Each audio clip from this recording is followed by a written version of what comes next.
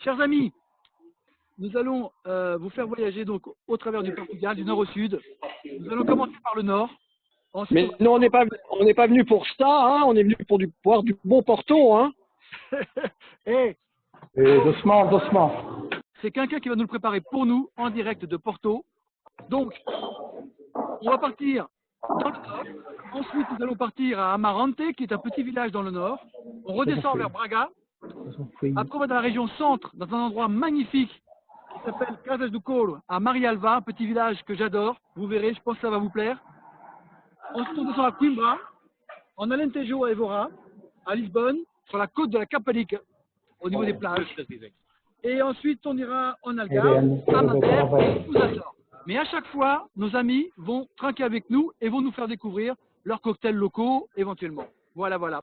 Je crois qu'on va commencer. On va appeler notre ami en direct de Porto. Il est en direct d'une cave, la cave donc Taylor's, dans le restaurant Barão do Flatgate. C'est une très belle cave qui a une vue magnifique. Il va nous montrer une vue magnifique sur le fleuve et sur les toits de Porto et de Gaia. Et c'est là-bas sur place qu'on va commencer par le cocktail Porto Tonic. On va essayer de suivre la recette. L'important, c'est d'être ensemble et de s'amuser et de voyager à travers le Portugal et de vous passer quelques petits messages. On va en profiter. Car le Portugal se déconfine. On est déconfiné, ça y est, depuis le 4 mai, les amis. Les restaurants et les bars sont ouverts, ça y est. On peut aller boire et manger au Portugal. Et les musées sont ouverts aussi. Donc on peut à la fois s'alimenter à tous les niveaux, au niveau culturel et aussi au niveau de la bonne gastronomie portugaise. Et les plages seront ouvertes bientôt, le 6 juin. Donc voilà, tout est prêt pour recevoir enfin les touristes. Et on va juste... De bonnes nouvelles. Comme nous sommes tous frustrés de ne pas avoir de terrasse de café en ce moment, eh bien on va le faire en direct du Portugal avec nos amis portugais sur place. Ça va, Jean-Pierre? Tu es là? Je te vois, ça y est. Alors, ne parle plus, on laisse parler João. Comme ça, on va le voir lui sur l'écran. Bonjour Paris, bonjour France. Comme tu as dit, je suis à Teles, une des plus anciennes caves à vin du Porto. Et on va préparer le meilleur Porto tonic du monde. L'ingrédient essentiel, c'est vin du port de Teles, comme on savait. Et maintenant, j'ai Pedro qui va nous préparer Porto tonic. Oui, explique tout ce que tu mets dans le cocktail. Maintenant, orange. Si on met du citron, c'est grave ou pas? Nous avons du tonic. Est-ce qu'on peut mettre du citron à la place de l'orange? Oui, on peut utiliser du citron aussi. Oui, c'est ça parce que j'ai prévu que du citron. de menthe aussi. Oui, c'est... De notre restaurant. Et maintenant, j'ai déjà notre porte tonic ici. Oui. Je suis, hein. C'est toi le chef. Et du glace. Tu n'as pas de glace, Jean-Pierre? Écoute, la Le glace, glacé? je t'avoue que j'ai oublié de la prendre. Fais comme si. Fais comme si. Bon, il fait chaud à Portugal. Il fait 29 degrés à Porto maintenant. Donc, on a besoin de glace. Et santé à tous. Et on vous attend à Porto, on vous attend au nord du Portugal, on vous attend à Portugal. On a hâte de vous recevoir une autre fois. Et santé à tous. À la tienne. João, dis-nous, est-ce que les caves que la visite des caves est réouverte au public? La visite des caves réouvre depuis le 1 juin. On sera là. João Ribeiro, il est déjà disponible ou pas? Oui, je suis ici. Alors João, où tu es? Explique-nous où tu es d'abord. Tu es où? Voilà, je suis ici à Marante. Maintenant, je suis dans l'hôtel Casa de Calçada, c'est au Relais Château. Et ici, vous pouvez regarder le monastère de Sabonsal, c'est le sang des Marantes. Et je peux même changer les caméras pour vous montrer toute la vue de cette parc. C'est fantastique, regardez. Je vois la tienne. Ici, c'est une vue privilégiée de l'hôtel. Et voilà.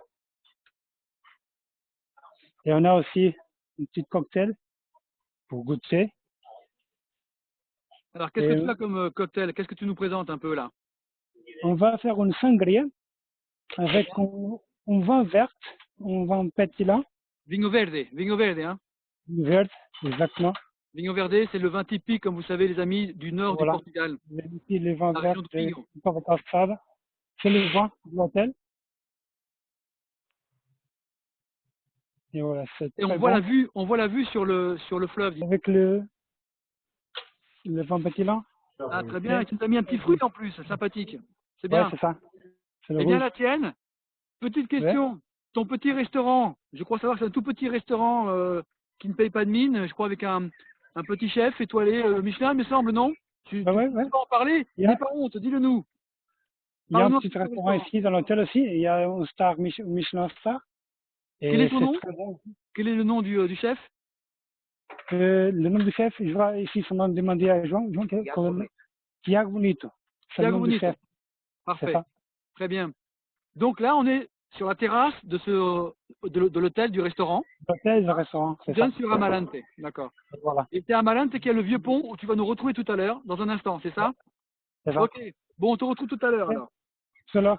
Bon, je vais essayer d'aller à Braga maintenant. Braga, Victor, c'est à toi. Tu es où, Victor? Victor, c'est un ami d'enfance. On s'est connus en France, à Paris, et il a eu la bonne idée de finalement aller vivre au Portugal et de travailler là-bas. Oui, Et donc, t'as bien fait. Ben voilà, ouais, je suis en plein centre de Braga. Ben, bonjour à tout le monde. Donc là, je suis dans plein centre de Braga, d'accord. Donc la place la plus connue, tout au loin. Donc voilà, dans le tourisme et tout ça. Là, ben, on a la fontaine. Hein, et les qui, terrasses, je vois derrière toi une terrasse là. de café. tout à fait. Ben, je m'approche. Ben, il y a dans les terrasses principales, il faut ici. Attends, je vais essayer de. Magnifique. Il y a du monde. Et bien sûr, il y a du monde. En attendant les touristes, il y a quand même des Portugais. C'est bien. Eh oui, on en profite de plus en plus, comme vous pouvez voir. Attends, je zoome par là, c'est bon. On en profite justement aujourd'hui, il fait très très beau, il fait 34 degrés ici à Braga, il fait très chaud. Donc on en profite aussi. 34. 34. Très bien, dis donc. Eh oui, on est bien au chaud et on en profite de justement le beau temps et que les esplanades sont ouvertes pour en profiter au maximum de ne plus être fermé. Bah, moi aussi, j'ai préparé le cocktail. Écoute, Alors, qu'est-ce que tu nous prépares comme cocktail, dis-moi? alors, c'est Monsieur Mario Ferreira du Viana Café qui nous a très gentiment proposé sa spécialité maison. Donc, comme je suis à Braga, la spécialité ici c'est le vin vert. Donc, il y a ici un petit cocktail fait maison avec du vin vert. Avec du Vinho Verde, tiens, comme nos amis Ouais, de vino vert. Casa. Voilà. Casa da Et Casa. donc, voilà, bah écoute, à tous les Français, venez en masse ici parce que vraiment, on a déjà envie de voir beaucoup de touristes français. Voilà. Écoute, nous, on attend les ordres de M. Macron, hein, on attend qu'il nous annonce qu'on peut enfin voyager. Il nous empêche de voyager, ce monsieur. Alors, on est confinés et fermés à l'intérieur du pays, tu vois, donc on attend. On espère que fin mai, ils vont annoncer de bonnes choses, c'est-à-dire bientôt, et que au moins mi-juin, il y aura la réouverture des frontières en Europe, qui nous permettra effectivement de venir au Portugal. Ou ailleurs, hein, on n'est pas sectaire, je le dis. Voilà, nous ici à Braga, il y a des plages fluviales, il y a la plage aussi qui n'est pas très loin. D'accord, donc si déjà on prépare tout, à partir de la semaine prochaine, on peut déjà aller à la plage, bien sûr avec quelques restrictions, mais on peut y aller. D'accord, donc les plages seront déjà surveillées avec une certaine distance entre les gens par rapport à Covid-19, mais vous pouvez venir tranquille. Officiellement, c'est à partir du 6 juin que dans tout le Portugal seront autorisées donc la fréquentation des plages avec, oui, une distanciation de 1,50 m entre nous, sauf pour les mêmes familles, évidemment, et de 3 mètres entre les parasols.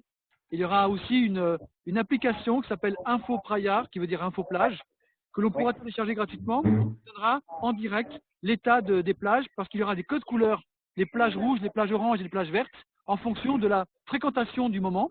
Bah écoute, je te présente le responsable ici du Café Yann, qui gentiment nous a proposé donc de faire l'adhésion à cette merci beaucoup, muito obrigado. Voilà. Merci à vous, on espère pouvoir venir vous voir un de ces quatre. Ok, voilà. Et espérons, donc on vous attend. On vous attend dès que Macron ouvre les portes et les vols sont, on est ici pour vous accueillir pas de bras ouverts, désolé, mais avec les coudes. Voilà. Mais venez à Braga, donc c'est la 3e ville de Portugal. Et allez, on fait un drink. Allez, reste avec nous, reste avec nous. On va passer du côté. Bien sûr. On va retourner à Amalante. Ouais, c'est ça. Je suis dans une pâtisserie, la plus connue.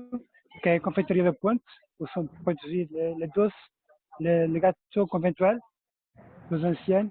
Le gâteau Et typique. comme vous pouvez regarder, il y a déjà des personnes dans les bars, dans les terrasses, Très bien. pour avoir une belle vue. C'est la Ils belle sont vie, tous hein. décontractés. C'est tranquille. Voilà. On est tranquille Voilà. au Portugal. Et Bien je crois tranquille savoir que avec cette vue-là.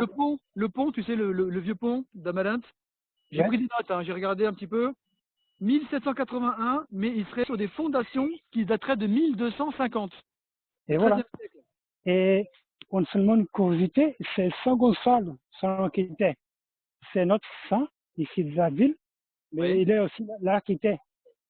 L'architecte pont. donc, du pont, d'accord. Voilà. Ah C'est bah, ça. très Et c'est bien. ici qu'on a, les invasions françaises, une grande bataille dans cette Ah ville. oui, c'est là que les troupes de Napoléon donc se sont arrêtées à ce pont, c'est ça? Et voilà. Et voilà. Bon. Mais maintenant, les touristes nous ont envahis, les touristes français, c'est pas grave, ils ont le droit. Non, c'est pas grave. Ils sont bien accueillis, ils sont les bienvenus. Et voilà. Ils sont bienvenus à Amarante. On nous attend. Et j'espère qu'ils vont passer une belle vacances ici. Et Joan, dis-nous, combien de temps faut-il prévoir depuis Porto en voiture jusqu'à Amalinte? 35 minutes. 35 minutes. Donc, c'est voilà, Ouais. c'est plus rapide que de venir chez moi dans le Val d'Oise, entre Paris et le Val d'Oise. C'est Et tranquille, voilà. c'est tranquille. On pensera à cela. Quand on ira à Porto, on ira faire un tour à Braga et à Malinte, un petit peu au nord. Bien. Ça vaut le coup. C'est des belles villes. On va descendre un petit peu maintenant. On va descendre vers le centre, Melialva. Paolo, comment ça va? Très bien, et vous? Très bien, très bien, Très Paolo. chaud ici, 35 degrés, tous préparés pour notre ouverture le 5 juin, Super. et avec beaucoup de nouveautés. La nouvelle maison du Douro, un nouveau bateau, un super Jeannot NC33 pour les pique-niques beaux chics dans le Douro. Tout est préparé pour commencer de nouveau le vendredi 5. Magnifique. Il faut que je raconte quelque chose quand même. J'ai eu la chance avec ma femme de faire un petit tour chez toi l'été dernier et je dois dire que c'est merveilleux. Pourquoi? D'abord, le lieu est somptueux. On est au calme et en plein mois d'août, alors que les plages en général sont bondées, eh bien là, on était tranquille. On n'était pas les uns sur les autres. Et aujourd'hui, avec le Covid, avec le risque, ou du moins la crainte que les gens ont de se retrouver sur des côtes bondées, sur des sites touristiques bondés, des resorts bondés, eh bien, l'intérieur du pays regorge de trésors magnifiques. Et Melialve en est un. Très honnêtement, j'adore ce lieu. La piscine voyez est magnifique. Et puis alors surtout, il y a de très bons vins. Et c'est des vins maison, parce que Paul fait son vin maison, qui est somptueux. Alors le vin blanc, il a tombé par terre, franchement. Et le rouge est très bon aussi, hein, mais j'ai eu un coup de cœur pour le vin blanc. Vraiment, il est somptueux. Somptueux. Félicitations, parce que c'est un très bon vin. Merci. Et aussi, si on a la possibilité de dire quelque chose, c'est très facile parce que ça c'est incroyable parce que nous avons un hôtel fait dans une situation Covid parce que nous avons 31 chambres dans 21 différents bâtiments complètement autonomes, les petits déjeuners à l'extérieur, tous à l'extérieur. Nous avons monté toute la piscine hier et tout c'est avec tous les lits sont à une distance c'est normal. Ça, la situation Covid et tous les rôles du clean and safe de tourisme de Portugal, ça, c'est pas important pour nous parce que nous avons toute la situation sans quelque adaptation, parce que tout c'est naturel. Et ça, c'est le plus important pour nous. On a quelques idées de retirer quelques chambres, quelques lits, parce que tout est complètement différent à 3-4 mètres de chacun. Parce que c'est une autre situation très importante. Nous sommes à un lieu que c'est Marialva sur le département de Meda. Et aucun diagnostic Covid jusqu'à aujourd'hui. Ça, c'est incroyable. C'est fantastique. Magnifique, magnifique. Et puis, c'est vrai que ce que tu disais, c'est-à-dire que les chambres sont éparpillées, en fait, dans des bâtiments que tu as récupérés. C'est comme si tu avais récupéré presque tout le petit village et que tu en avais fait un hôtel dans presque tout le village. Bah, écoute, on trinque à toi avec ton bon vino blanc. Vino Merci blanc, à vous, à tous vous. à la tienne. Bonne continuation. On espère pouvoir envoyer bientôt des touristes chez toi. nous attendons, nous sommes ici pour ça. Merci.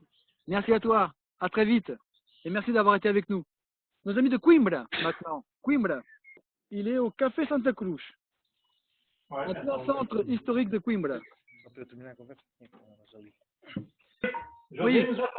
José nous attend. José, où es-tu? Un peu plus au nord. Alors, où es-tu? Où es-tu? Explique-nous où tu es. Et là, je suis jusqu'ici à côté de l'église de Santa Cruz, au début du siècle XII. Et on a choisi un espumante de Bairrada pour ce moment spécial. Je vous salue ici avec ma copine, non, pardon, c'est comme une amie qui m'accompagnait. On vous salue avec Une amie, on va dire une amie. Une amie, oui, Une copine. C'est pas la Une petite copine, c'est la copine. Voilà. Ouais, voilà, merci. Excusez-moi mon français. C'est importante. Ouais. Ok. Ben écoute, merci d'être avec nous. Et donc là, en fait, c'est une méthode champenoise, c'est ça? C'est un vin mousseux, c'est ça? Le vin que tu bois, Bairrada? Oui, c'est un vin ici de la région de Bairrada, qui se trouve ici au centre du Portugal. Et qui accompagne très bien, notamment, une des spécialités gastronomiques locales, qui est... Par exemple, normalement, on boit des espumants de Bairrada avec des conchaux de lait. C'est des petits cochons, des cochons de lait, voilà, bon, on peut dire que c'est une des spécialités quand on parle de gastronomie au Portugal, et on parle du centre du Portugal, on parle du meru et du cochon de lait. Voilà, ce sont les deux plus forts plats gastronomiques du centre. Et c'est vrai que toujours on accompagne avec les espumantes. Le cochon de lait, on le connaît moins en France. Et ça mérite vraiment d'être connu. Mais tous les Français, je peux vous dire que tous les Français qui nous visitent, j'ai déjà fait beaucoup de visites avec des Françaises. Bon, ben, écoute, merci à toi. On trinque à la... Ah, laisse-lui montrer quand même un petit peu les... Oui, montre-nous un petit peu. Je peux faire aussi... Ouais, ici, jusqu'à côté, c'est l'église de Santa Cruz, qui est au début du XIIe siècle, comme je vous avais dit, 1131. C'était dans l'intérieur de l'église qui se trouvent les tombes des deux premiers rois portugais, Afonso Henriques et Sancho Ier. Et nous sommes jusqu'au milieu de l'ancienne ville commerciale. Je ne sais pas si vous êtes capable de voir bien, mais ici, c'est la rue principale du commerce qui fait la communication, la navigation de la place où je suis ici jusqu'à au fleuve, au Mondego. C'est la rue principale du commerce. On peut dire qu'il divise la ville. À la droite, c'est la partie basse, la partie commerciale, et à gauche, on monte jusqu'à l'université. Tout le monde, il y a beaucoup de personnes déjà ici à la terrasse. L'université s'est déjà ouverte, aussi le musée national Machado de Castro. À partir du 1er de juin, même les maisons du Fado, à cause le Fado c'est très très typique ici à Coimbra. C'est aussi déjà possible d'assister, je crois que c'est dit assister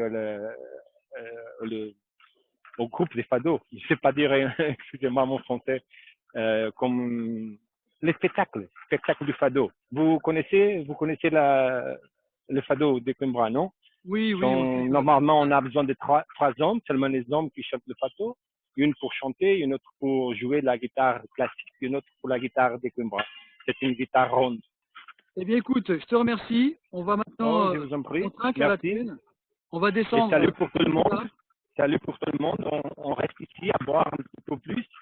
Ouais. Et aussi, je laisse ici une invitation pour tout le monde qui, quand vous arrive au centre du Portugal, ici à Coimbra, sera 13 € de vous recevoir. On a eu nos amis, beaucoup qui sont parmi nous, d'ailleurs en ce moment, journalistes de l'AJT, qui est l'association des journalistes du tourisme, qui vient à la ville. On a eu la chance d'aller tous ensemble, tu sais. Et, je me rappelle tout le monde. Eric, Raphaël, Françoise, Patricia, Daniel, Josette, Jean-Paul, Daniel, Guy, et aussi, tout le monde. On fait on vous salue tous d'ailleurs, ceux qui sont avec nous, côté français. Je vois Véronique, Piguet-Lacroix, Véronique, je t'embrasse. Sylvie, Sabrina, merci à tous. Bon, on va te quitter, on va descendre un peu plus bas, on va aller maintenant du côté de Lisbonne, du côté de la D'accord. Costa de Salut Caparica. pour tout le monde. À très vite. À très vite. Merci. Oui, salut. Tu es où? Je suis Attends. ici, Catalina. Alors, tu as dit tout à l'heure, you told us that you were swimming in the sea. That is true. I will show you our amazing location. So, for you who don't know Costa de Caparica, we are located more or less 20 minutes from Lisbon, and I'm gonna show you our beautiful Oh la view. la. It's a lovely day today, and this is our beach bar. A lot of people, So, Portuguese people. a lot of people, Portuguese, international, everyone loves the beach. Now the weather here is amazing. It's 27 degrees, so it's always a good excuse to come here and have a drink. Like I'm having a mojito because I'm at the beach, so it's a more relaxed environment. Ok. Je vais parler en français pour nos amis. Dire que Costa de Caparica, c'est vrai que c'est un endroit qu'on ne connaît pas beaucoup. C'est vrai que les Français qui visitent Lisbonne connaissent bien évidemment Lisbonne, connaissent la côte de Estoril, Estoril et Cascais. Mais il suffit de traverser le pont et de l'autre côté, il y a cet endroit magnifique, qu'on peut dire même préservé finalement, parce que les touristes vont moins à Costa de Caparica qu'à Estoril et Cascais. Et c'est pour ça que j'ai trouvé sympa l'idée de vous présenter Costa de Caparica, parce que ça vaut vraiment le détour. Et on parlait tout à l'heure justement de cette volonté de ne pas être les uns sur les autres après le Covid, d'être dans des endroits un peu plus calmes. Et je pense que Costa de Caparica pour la région de Lisbonne est une belle option. Donc voilà, on est ravis de faire cette connaissance. Et puis le bar, alors c'est notre ami, il faut que je sois honnête et transparent, c'est notre amie Alexandra, qui était en Alentejo tout à l'heure à Fita Preta, qui m'a parlé de ton bar et qui m'a parlé de vous. Et moi, je ne connaissais pas, donc je suis ravi de te connaître maintenant. Et on viendra te visiter sans aucun doute. J'ai eu la chance d'y aller cet été et je vous recommande, c'est un lieu très très sympa. Ah ben voilà. Voilà, bon, Anne-Sophie, Costa de Caparica, it's not known. It's like Lisbon. Lisbon grew a lot in the last couple of years, and it's a destination very famous already. The Costa de Caparica, it's a diamond, it's a pearl that hasn't been discovered yet by the majority of the people. But it's beautiful. Like if I look behind me, I have the cliffs. I look in front of me and I have the sea, and now because of all the situation with COVID and new measures and a new way of life, we are all adapting. And here in the bar, we are also adapting. We used to do really good parties in our bar and have a lot of events, and now everything is on hold because we are not able to. So we are going through a different path. Taking with yoga and outdoor activities combined with a meal in our place, in our beach bar, and we have, well, I think we must have the most amazing food in Costa de Caparica. It's sure. Really good. The best Je me permets de confirmer. Merci beaucoup. Comme on le sait, hein, le poisson portugais a été considéré parmi les meilleurs du monde. Hein. Ça, c'est pas moi qui le dis. C'est les meilleurs. Ouais. Et voilà, and now we are opening the season in the 6th of June. So officially the season will open on the 6th of June. We had to take a lot of measures, obviously. So we have less tables. Our service is more personalized because we need to make sure everyone is safe, and not only our workers, but also our clients. And well, to get in, we need the mask, everyone needs to wear shoes, the shirts, these little adaptations that we all have to do in order to stay safe. And Portugal has been a role model, I believe, the way we deal with the virus. And it has been, the numbers here are good, so we should carry on. And we are doing our part in our beach bar to make sure that everyone is safe. Okay. And with this lovely view, of course. Ok, Catalina. Merci beaucoup. Tu nous as fait rêver. Merci à vous. À la tienne. Et cet été, on espère pouvoir venir chez toi. On veut partir. À bientôt. Et je vous attends. Je suis ici. Merci, Catalina. Merci beaucoup. À tout à l'heure. À tout à l'heure. Mélanie, vous êtes là? C'est à vous, les filles. Alors, où est-ce que vous êtes? Dites-nous tout. C'est Mélanie qui est là. Hein. Alors, Je suis en train de vous montrer une place. C'est la place en fait de la mairie d'Evora. C'est la plus grande ville de l'Alentejo. Alentejo, c'est, on peut dire un peu la capitale. Enfin, pardon, Évora, c'est la capitale de cette région du sud. C'est la capitale non officielle puisqu'on a en fait 4 districts dans cette région qui est la plus grande du Portugal, ok? Et c'est une ville magnifique avec une histoire qui a au moins 2000 ans. Donc voilà, c'est à visiter absolument. On a on a 3000 heures de soleil par an à peu près. Il fait 35 degrés. Il y a eu, il se trouve qu'au point de vue sécurité, il y a eu très très peu de cas Covid. On est la région où il y a eu le moins de cas. Voilà, parce que forcément c'est une région extrêmement grande avec peu de monde. Même pas 5% de la population portugaise, c'est-à-dire un tiers du Portugal. Alors, une autre collègue, Cidalia. Voilà. Et on attend le verre qui devrait bientôt arriver de Porto Tonic avec de la menthe. Nous, on a commencé, hein, nous ne nous en veut pas. Voilà, le Porto Tonic qui arrive. Bonjour. Diana de Nord de Praça. C'est le resto à côté de la mairie d'Evora. Donc, c'est un très bon point pour venir quand vous... Oui, c'est un endroit charmant, c'est une zone piétonne, on se promène dans cette zone vraiment très sympa. Ouais, ça va Et être voilà. Allez, parlons bien. Santé. Et Mélanie. À la vôtre. À la vôtre. Alors, maintenant, nous allons dans une très belle propriété. On a notre amie Alexandra. Je te vois, Alexandra Massenit. Salut. Comment vas-tu? Bonjour à tous. Ben écoute, ça va très bien. Alors, et toi et vous tous, en France? Très bien, on va très bien, nous. On a déjà fait un petit voyage par le nord. On arrive vers le centre et on a l'Alentejo maintenant, encore très très bien. On est bien, il fait chaud partout, dans tout le Portugal. J'ai suivi tout le voyage et ça m'a valu déjà 2 verres de vin. 2 verres de vin? Aïe aïe aïe. On a pris du retard. On parle et on n'arrive pas à suivre. Bon, alors explique-nous où tu es exactement. Moi, tu m'as invité pour un apéro.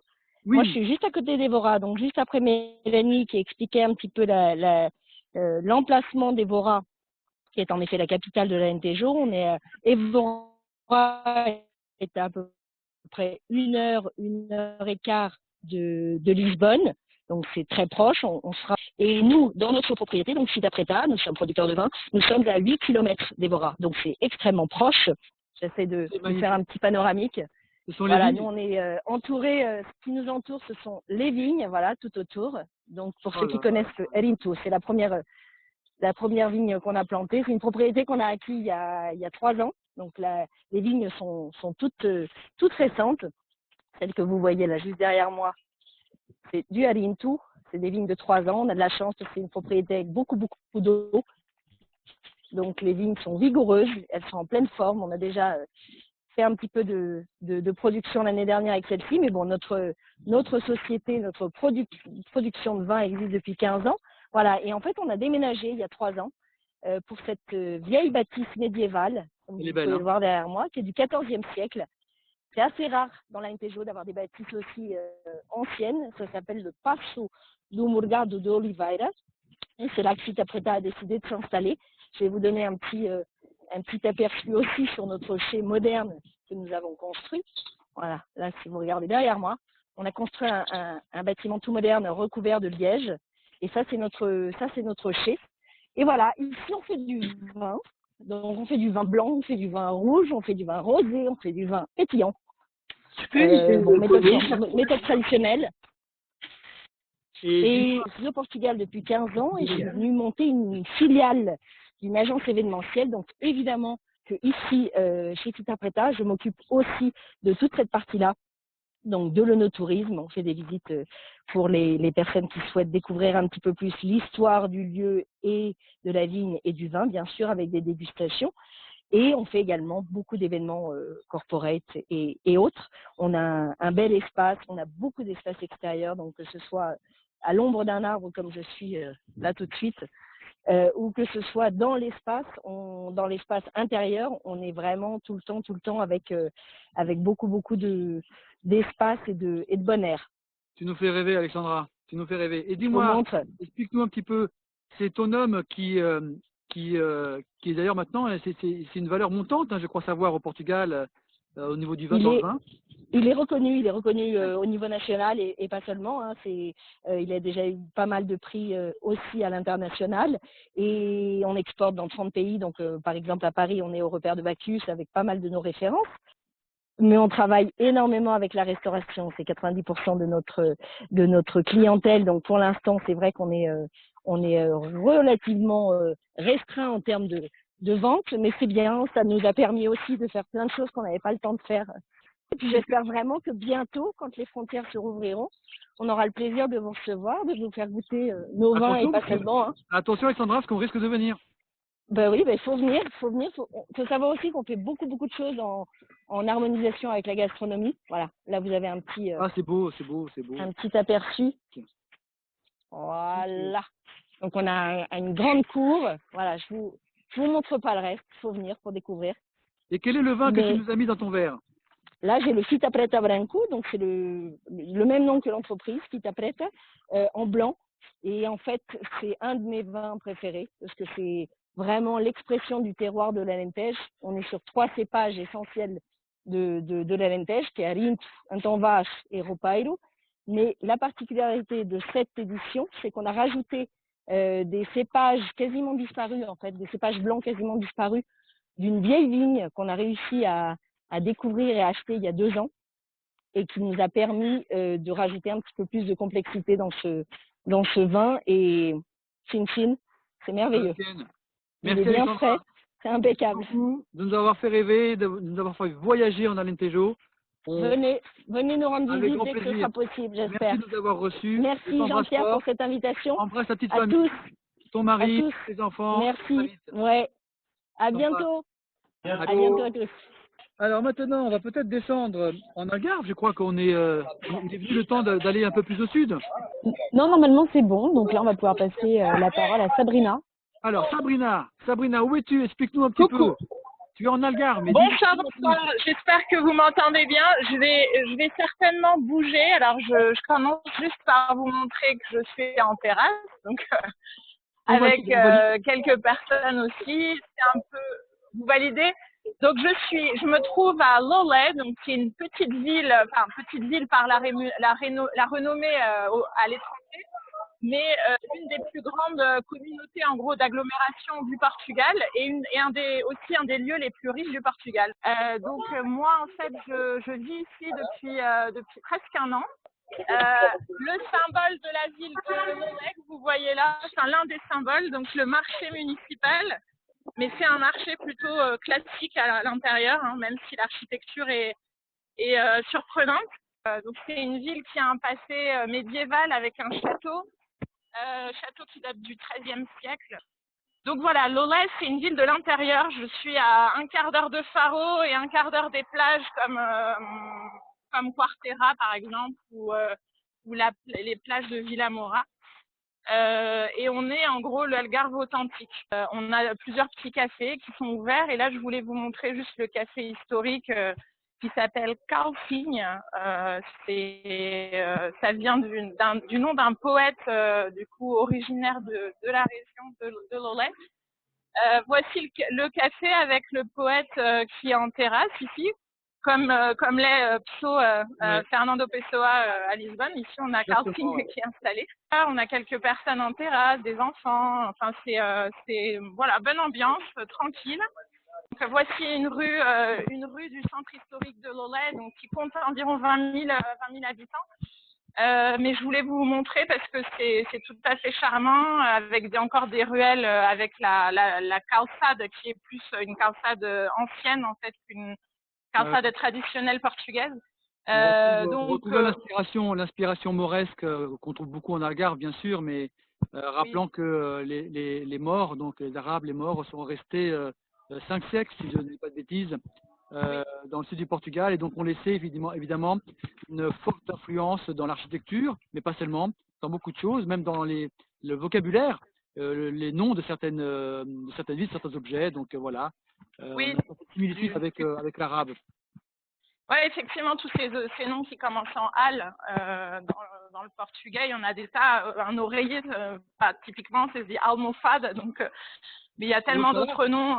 Oxalá qui veut dire si Dieu le veut. Oxalá, oui. Oui. une olive, zaytoun, je pense que zaytoun doit dire en arabe aussi olive, je pense, quelque chose comme ça. Et il faut s'adapter, mais voilà le magnifique château. Et alors, bizarrement, on a une grue ici, là, qui vient d'arriver dans le paysage.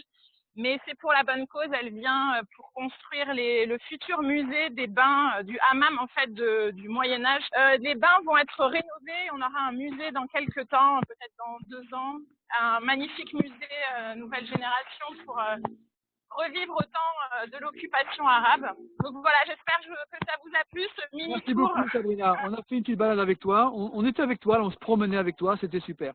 Bah, avec plaisir. Merci. On t'embrasse, mais t'es la seule qui n'a pas trinqué en fait, hein. T'as pas trinqué. Ah, je suis désolée. Bah, en fait, j'ai terminé ma boisson et ouais, mais je me suis dit que c'était plus intéressant que de c'est sympa, je suis désolée. Tu as eu raison, tu as eu raison. On te remercie, on t'embrasse. Et là, on va passer maintenant, on va quitter le continent, hein. C'est fini, on a fait le tour du Portugal continental et on va partir dans les îles. Les îles, on va commencer par Madère. Alors, mon ami Barbosa, Alors, donc, où es-tu, mon ami? Explique-nous un petit peu. Attends, je vais montrer une photo. Dans quelle ville? Je suis dans un petit bar à Oui. Serra d'Água, dans la ville de Ribeira Brava, au milieu de la nature, au milieu de la montagne, dans une vallée qui mène à Serra d'Água, entre la mer et la montagne.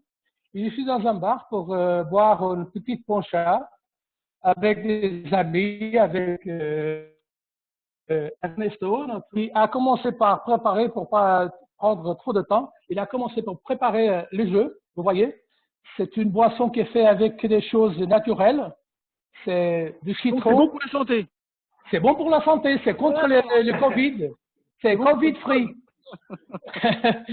c'est fait avec des trucs naturels comme le jus d'orange, le jus de citron, du miel et de l'eau. Bien sûr, de l'eau de vie. Oui. Aguardiente. D'accord. Alors attends. Donc, il a tout mis dedans. Maintenant, il va le mélanger avec ces petits outils qui s'appellent. Il va le mélanger d'une façon comme on fait nous à Madère. Donc, le truc il s'appelle en portugais carelinho. Donc, c'est demander aux amis portugais en français ce que ça veut dire. On ne va pas traduire, non, on ne va pas traduire. Vous regardez sur Google Translate. Carelinho. Carelinho, exactement.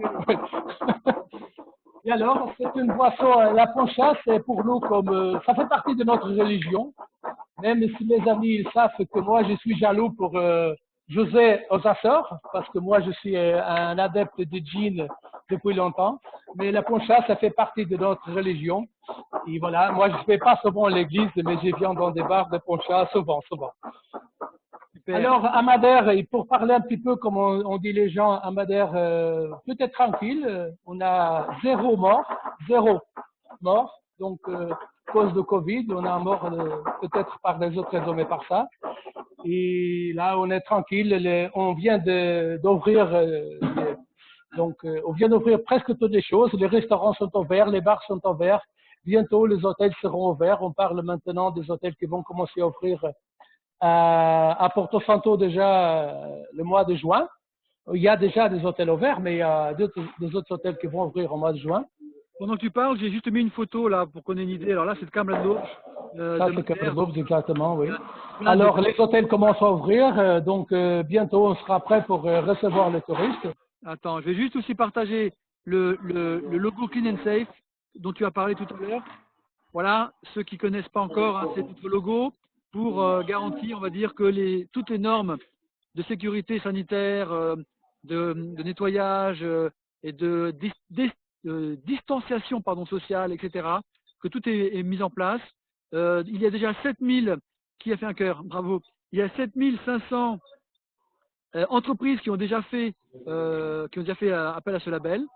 C'est les hôtels, les restaurants, les cafés, mais aussi les entreprises d'animation touristique, les guides, etc., etc. Donc voilà, c'est une petite parenthèse. Tu peux continuer avec ta poncha, qui est... Voilà, et là, maintenant il arrive les glaçons parce qu'il fait 25 degrés comme je disais tout à l'heure. Donc il faut mettre des petits glaçons dedans. Et voilà. Et maintenant...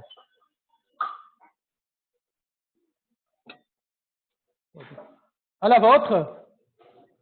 Et à bientôt à Madère. Hein. À la tienne, merci beaucoup. Merci à vous. Hein. Dis-moi une dernière chose. Les visites, les randonnées, etc., elles seront ouvertes bientôt. À partir de quand on Non, elles sont déjà ouvertes. Nous-mêmes, on a déjà fait quelques-unes les dernières semaines. Les randonnées, tout ce qui est activité d'animation touristique, elle est ouverte. La montagne, la mer, tout est ouvert. D'accord. Et pour l'instant, c'est plutôt une clientèle nationale, j'imagine?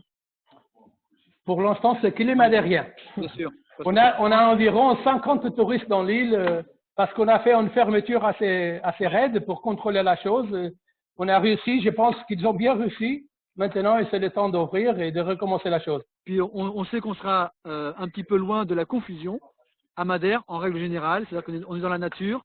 On n'est pas les uns sur les autres et on respire l'air frais, l'air pur. Voilà. Et après Covid, ça ne fera que du bien. Merci, hein. Merci à toi. Merci on coupe nos amis de Madère. D'ailleurs, on était à Madère, souviens-toi, il y a quelque temps, avec le congrès de l'EDV, les entreprises de voyage. 400 agents de voyage et tour opérateurs. Ça a été une très belle opération. Tout le monde a vraiment adoré Madère. Et tu nous as d'ailleurs très bien reçus. C'était un super programme.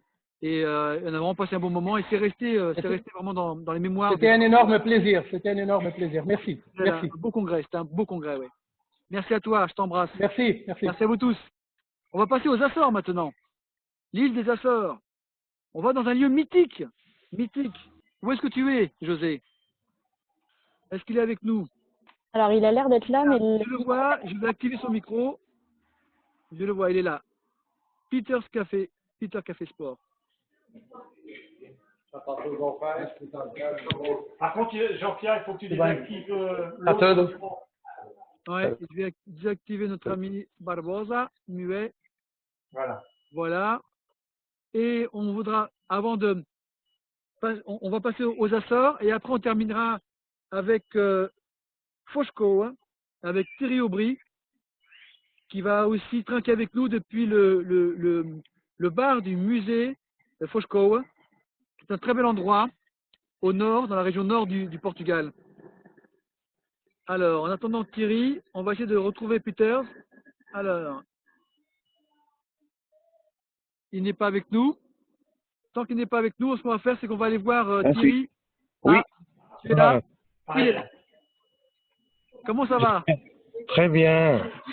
Bonjour à tous. Bonjour. Et merci pour cette invitation. Donc nous retournons vers le continent. Voilà. Nous remontons le Douro sur environ 150 km. Et nous avons la chance de nous trouver à la confluence entre deux patrimoines mondiaux. Je partage une photo là. Du coup, je partage une photo. On voit une photo donc de ce que l'on voit normalement de Exactement.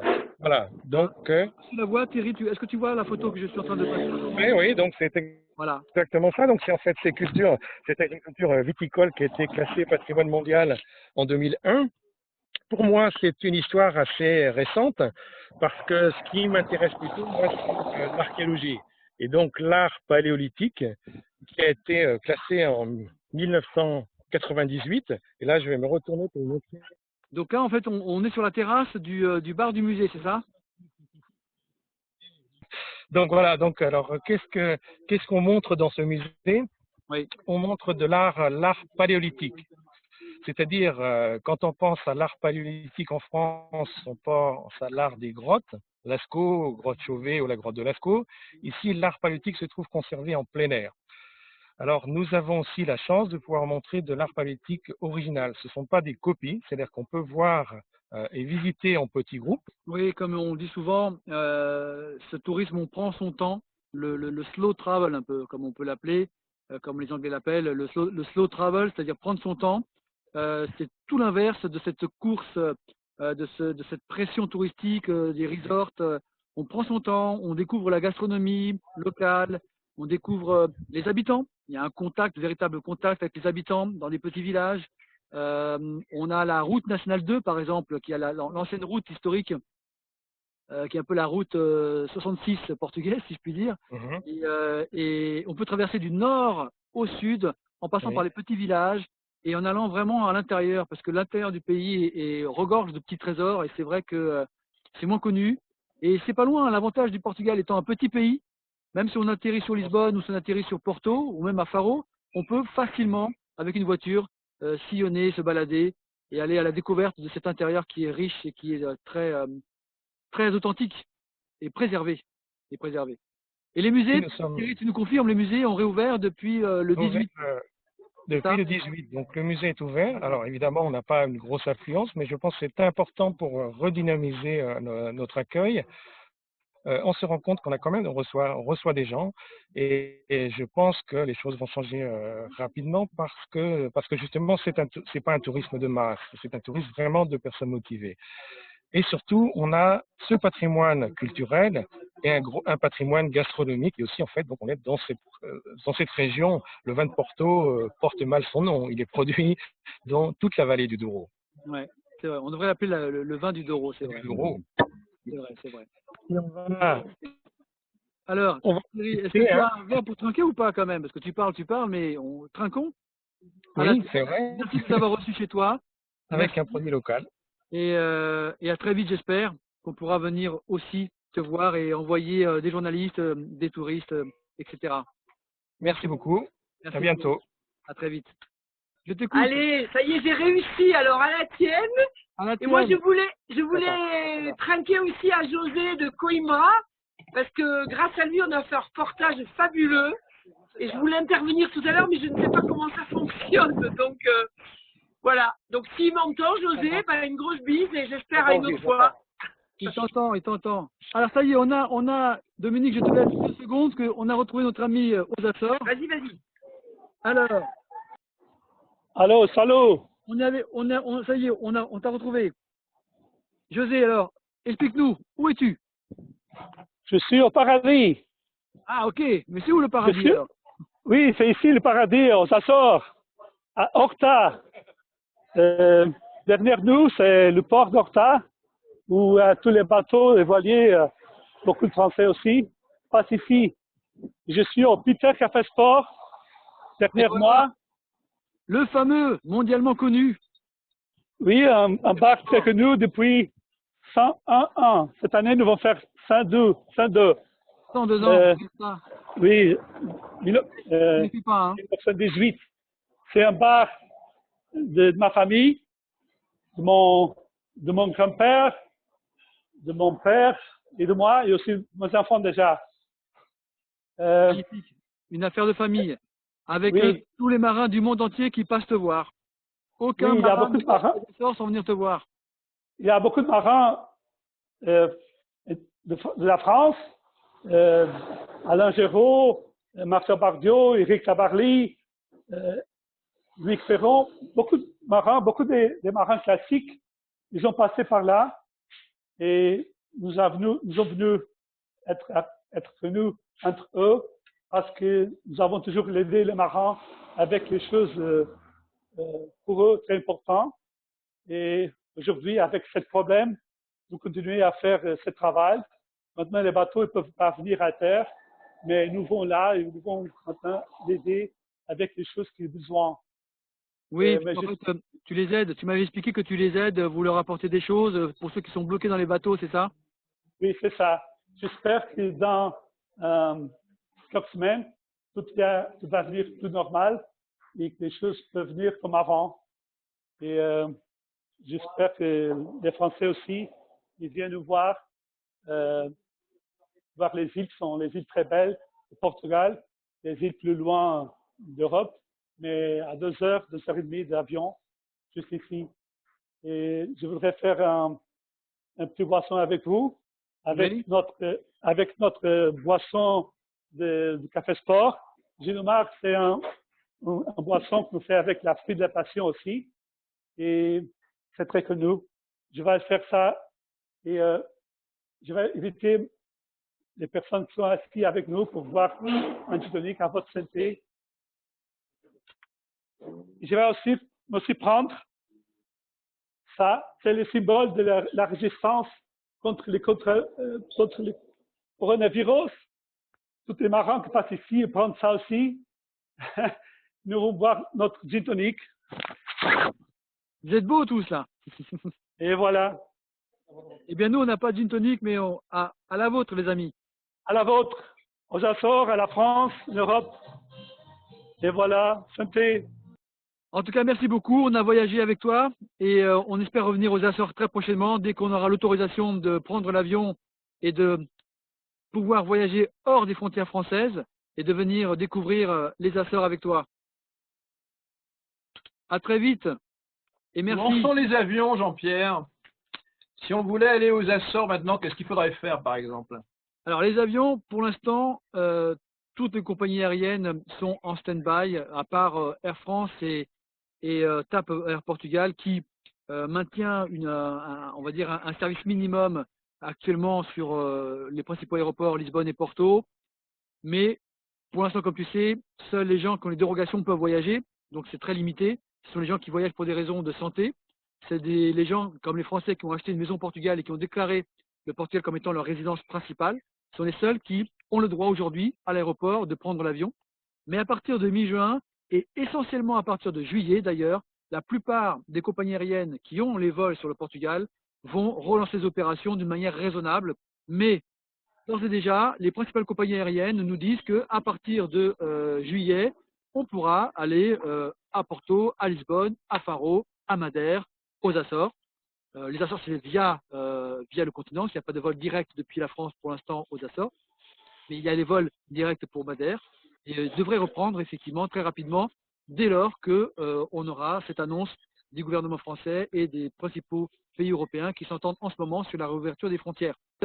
On sait que Air France, et le groupe d'ailleurs, le groupe Air France Transavia d'une manière générale, sont de ceux qui ont envie de repartir très vite et de relancer les opérations vers le Portugal, et on est ravis de le savoir et on compte sur vous. Eh bien voilà, nous avons fait le tour. Écoutez, vraiment je vous remercie à toutes et à tous d'avoir été parmi nous. Merci à vous et Antonio, Anne-Sophie, Rui Amaro de l'équipe à Paris. On a voulu faire un truc sympa, décontracté, on a juste voulu vous faire voyager un petit peu à travers nos amis aux quatre coins du Portugal et qu'ils vous parlent un petit peu d'eux et qu'ils nous montrent un petit peu ce que c'est que de reprendre la vie dans les terrasses de café. Ça semble peu de choses, mais ça nous manque tellement à tous. Et on vous remercie pour votre amitié et votre fidélité. Et n'hésitez pas à nous contacter s'il y a des questions. Merci à tous. Merci à tous. Merci à tous. Merci à tous. C'était très sympa. Merci.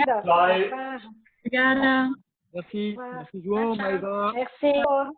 Bonne soirée à tout le monde. Ciao, ciao. Bonne soirée à tous. Merci Anne-Sophie. Boa noite a todos. Ciao, ciao. Ciao.